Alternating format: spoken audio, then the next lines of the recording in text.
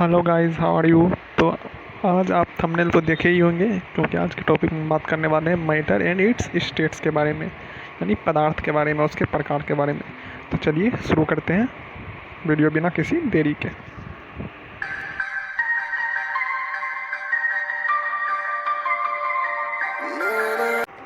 Matter यानी कि पदार्थ।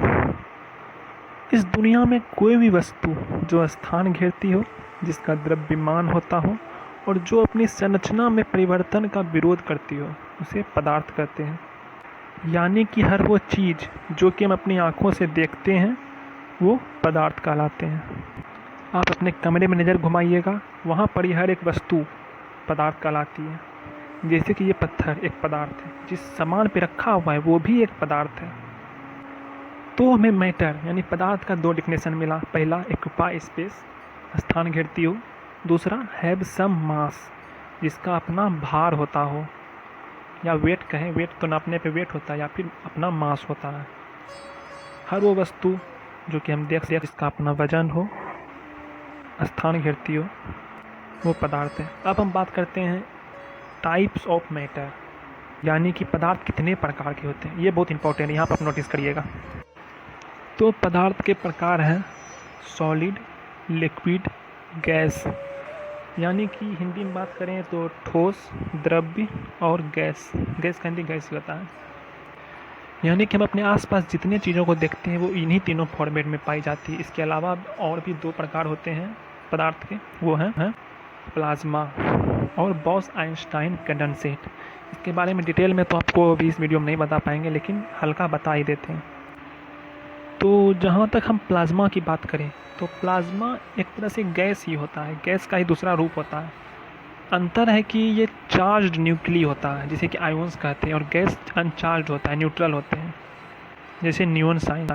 यानी कि आप जो जलता हुआ प्रचार का कभी देखे होंगे, नियॉन गैस वाला, वो जो प्रचार में एक गैस जलता है अंदर में, यानी कि लाइटिंग करता है। यानी कि उस गैस से जब हम इलेक्ट्रिसिटी पास करते हैं तो वो ब्लिंक करता है, उसे हम प्लाज्मा कहते हैं। और पांचवा स्टेट होता है आपका बॉस-आइंस्टाइन कंडेंसेट।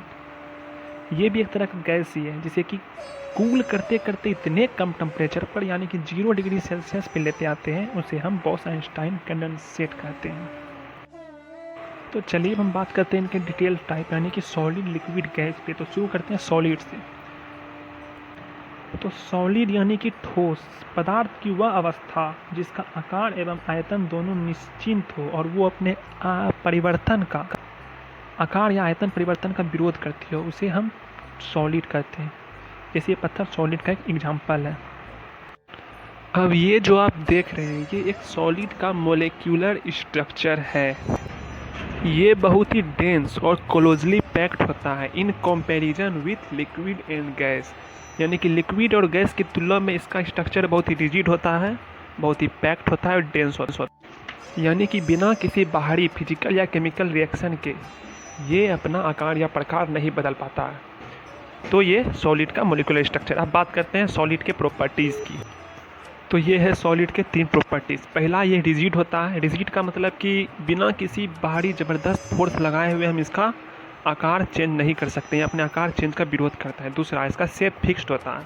आपने देखा हो किसी भी सॉलिड वस्तु का शेप फिक्स्ड होता है, चाहे आप उसे किसी भी वस्तु में डाल दीजिए वो उसके हिसाब से नहीं ढलता है, उसका अपना एक शेप होता है। तीसरा, फिक्स्ड वॉल्यूम। तो ये तो कॉमन सेंस है, किसी का आकार अगर नहीं बदल रहा है तो उसका आयतन भी नहीं बदलेगा, आयतन आकार के हिसाब से बदलता है। तो सॉलिड के प्रॉपर्टीज है रिजिड बॉडी शेप, इनकम्प्रेसिबल यानी कि नहीं विरोध करता है अपने आकार परिवर्तन का। तीसरा, हाईएस्ट डेंसिटी, यानी लिक्विड गैस सॉलिड में सॉलिड का डेंसिटी सबसे अधिक होता है। अब बात करते हैं लिक्विड की। तो लिक्विड आपने अपने घरों में देखा होगा, पानी, जो कि इसका best, one of the best example है। तेल या कोई भी लिक्विड वस्तु, तेलीय तरल पदार्थ, उसे हम इंग्लिश में लिक्विड कहते हैं। जैसे ये पानी है, one of the best example है लिक्विड का। और भी कई वस्तु जो कि उसका प्रॉपर्टीज़ में बात करेंगे उसके बारे में डिटेल में। तो अभी हम बात करते हैं लिक्विड के मोलिकुलर स्ट्रक्चर की। तो दोस्तों ये है लिक्विड का मोलिकुलर स्ट्रक्चर। देखिए इसमें आपको एक अंतर दिख रहा होगा, ये क्लोजली पैक्ड तो होता है लगभग एक दूसरे से, लेकिन रिजिड नहीं होता। इसे हम जिस वस्तु में डालते हैं उसी का शेप ले लेता है, यानी एक दूसरे में सिर्फ चिपका हुआ है लेकिन सटा हुआ बहुत ही ताकत से नहीं है।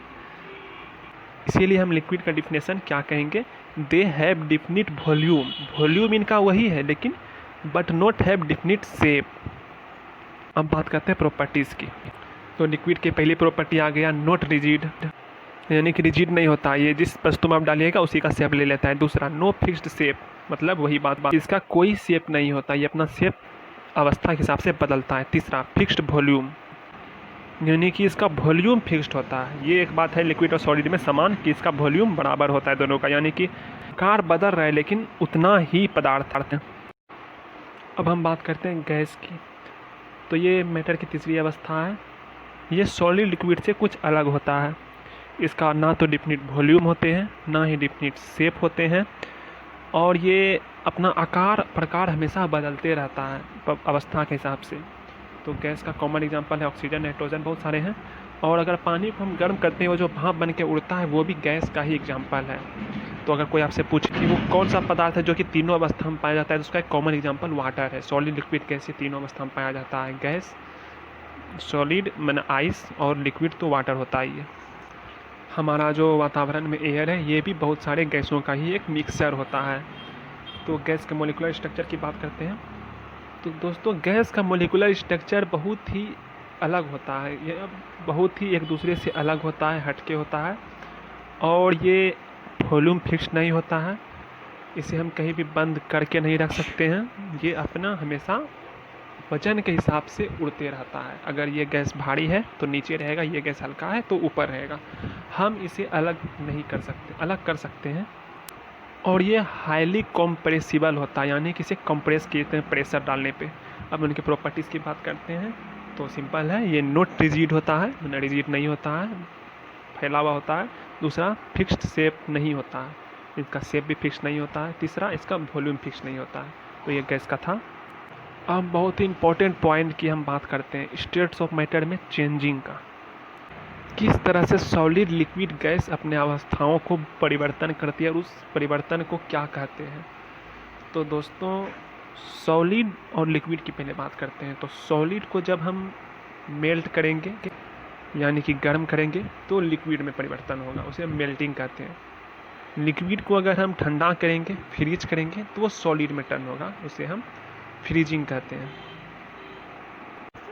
अब हम बात करें लिक्विड टू गैस। लिक्विड को गर्म करेंगे तो इवेपोरेट होगा, यानी भाप बन के उड़ेगा और गैस बनेगा। गैस को ठंडा करेंगे तो वो कंडेंसेट होगा और पानी बन के गिरेगा। इसका कॉमन एग्जांपल है जब आसमान में बारिश होती है, नदी का पानी इवेपोरेट होकर आसमान में जाता है, वो बादल बनता है और वो फिर ठंडा होकर कंडेंसेट होकर पानी बन के नीचे गिरता है। अब हम सॉलिड और गैस की बात करेंगे। तो अगर अपने कॉमन एग्जांपल इसका कपूर देखा होगा, कपूर को अगर हम गर्म करेंगे तो सब्लिमेट होता है, यानी उस प्रोसेस को सब्लिमेशन कहते हैं। तो अगर सॉलिड को गर्म करेंगे या फिर प्रोसेस में, तो सब्लिमेशन के प्रोसेस से सॉलिड से सीधे गैस में टर्न होगा, और गैस को सीधे सॉलिड में टर्न करने के लिए एक प्रोसेस होता है डिपोजिशन। तो ये आपने इसका एक देखा, सॉलिड को ठंडा करेंगे तो सॉलिड को गर्म करेंगे तो वो लिक्विड बनेगा, लिक्विड को ठंडा करेंगे तो वो सॉलिड बनेगा, लिक्विड को गर्म करेंगे तो गैस, गैस को ठंडा करेंगे तो वो लिक्विड। दोस्तों मैं आपको यहाँ पे एक इंपॉर्टेंट बात बता दूँ, सॉलिड का स्ट्रक्चर रिजिड होता है, उसे हम कहीं भी रख सकते हैं। लिक्विड को रखने के लिए हमें किसी एक कंटेनर की ज़रूरत पड़ती है, क्योंकि उसका वॉल्यूम तो वही रहता है डिफिनिट, लेकिन शेप बदलता है।